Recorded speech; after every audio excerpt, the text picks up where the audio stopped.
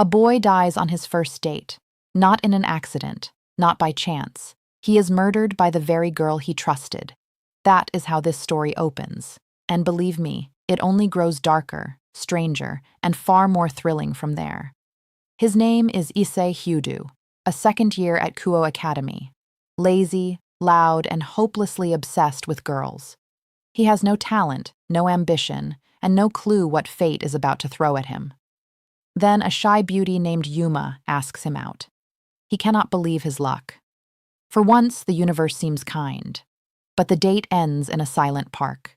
Yuma sheds her sweet smile, sprouts jet-black wings, and drives a spear of light straight through his chest.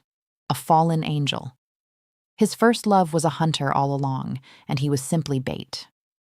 As his life slips away, a crimson-haired figure steps into the light, Rias Gremory, the most admired student in the entire school, and, hidden from the human world, a high-ranking devil. She drags him back from death, reborn under her name as a servant of the Gremory household.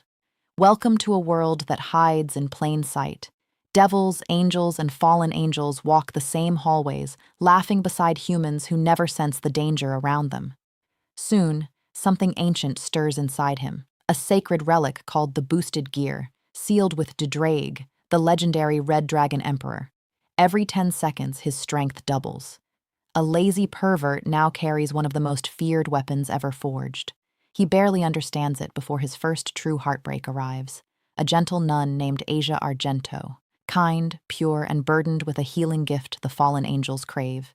They use her. They drain her. They throw her away like a broken tool.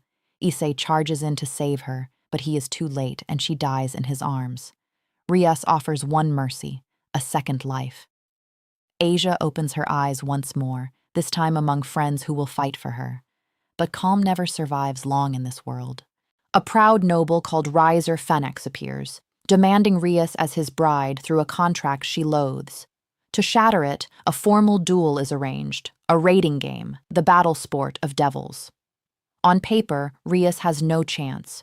Riser heals from nearly any wound, rising again and again like a flame that refuses to die. So why does he start to sweat when one stubborn boy keeps standing back up? That single clash closes the first chapter of the legend. And if this breakdown is already pulling you in, tap subscribe right now because every arc ahead raises the stakes higher. Next, the Holy Blades enter the stage. Shards of the fabled Excalibur resurface, and a wounded swordsman wants them gone forever. That swordsman is Kiba, scarred by the memory of friends butchered in a monstrous experiment. His thirst for revenge nearly consumes him. 2 warriors from the church arrive in pursuit, the bubbly Arena and the sharp-tongued, blue-haired Zenobia. Their mission slams into a far greater horror. Kokabiel, a war-hungry fallen angel commander, wants to reignite the ancient slaughter between the 3 factions. His assault forces sworn enemies to fight side by side, and from the shadows watches a rival like no other. Vali, calm, cold, and carrying the White Dragon Emperor inside him, the eternal opposite of Issei. 2 dragons destined to clash until one falls. Out of that chaos comes something almost unthinkable. Peace. Devils, angels, and fallen angels sign a fragile truce, guided by the clever, mischievous teacher, Azazel. A timid half-vampire named Gasper also awakens, his ability to freeze time too perilous to leave unchecked. Then the gods themselves descend. Loki of Norse myth rejects the new harmony and unleashes Fenrir, the wolf said to devour deities. Issei is pushed past his limits, and a glimpse of a stronger form teases the monster he may one day become. Quick pause. Which character has stolen the spotlight for you so far? Drop the name in the comments. I genuinely read them all. Now the story plunges into its darkest depths. A smiling devil named Diodora pretends to adore Asia, only to betray her in the cruelest way imaginable. Behind him looms the Chaos Brigade, a terror network led by Ophis, the Dragon of Infinity. Diodora's master, Shalba Beelzebub, hurls Asia into the dimensional gap, a bottomless void between worlds. Watching the girl he swore to protect vanish into nothing snaps something deep inside Issei. His fury ignites a forbidden power. He pushes too far, too fast. His body begins to crack and crumble, and for one devastating moment, the Red Dragon Emperor is simply gone. The team falls silent. Hope flickers and fades, but love refuses to bow. Rias and the others pour their hearts into a desperate revival, dragging him back through sheer devotion. He returns wrapped in a blazing new transformation, crushes the villain, and brings Asia safely home. Yet every victory here carries a hidden cost, and stronger enemies are already gathering on the horizon. Reborn and remade, Issei becomes the strangest kind of legend. Children across the underworld worship him as the goofy Oppai dragon, the silly hero of a kids' show. Behind the comedy, real wars keep brewing. His fierce rival Syra Org Bael steps forward next, a fighter with no sacred gear at all. No shortcuts, no tricks, only raw muscle, iron will, and a spirit that simply will not break. Their raiding game is brutal, personal, and unforgettable. Two warriors hurling everything they have to prove whose resolve burns brighter. Then arrives the threat nobody saw coming. Cao Cao leads the hero faction. Ordinary humans wielding sacred relics, including the spear rumored to have wounded a god. They believe mankind deserves the power that monsters have hoarded for centuries. Issei is overwhelmed, beaten down, and dragged once more to the edge of death. And from that very edge, he rises with a form that leaves even his foes speechless.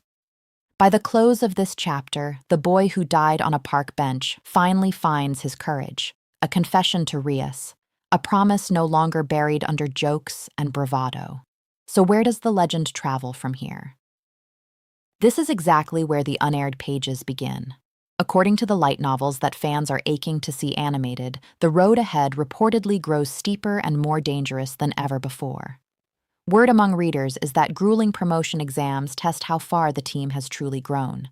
At the same time, Ophis, the supposed leader of the Chaos Brigade herself, allegedly turns up at Issei's own home, shifting from feared enemy to uneasy houseguest.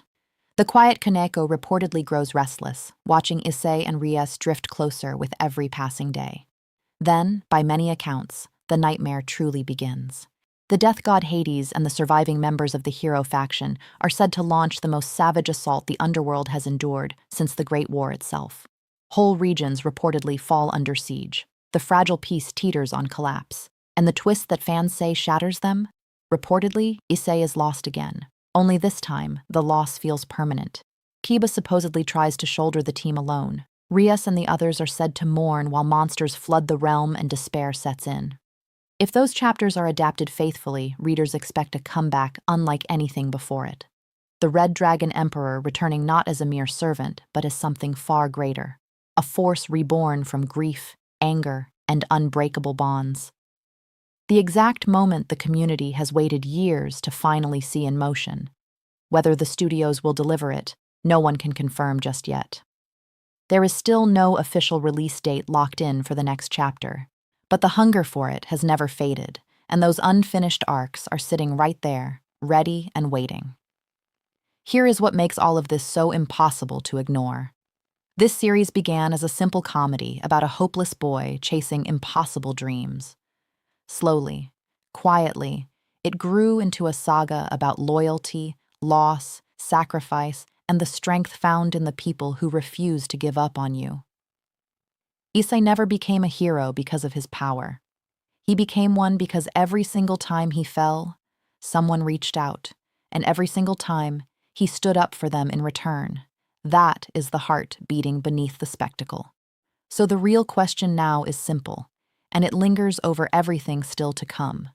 When that next chapter finally airs, will Issei climb higher than he ever has, or will the cost of victory finally prove heavier than anyone is ready to pay? If this recap brought you fully up to speed, smash that like button, hit subscribe, and tell me below which season struck you the hardest. Stay close, because the dragon's story is nowhere near finished, and the best may still be waiting in the shadows.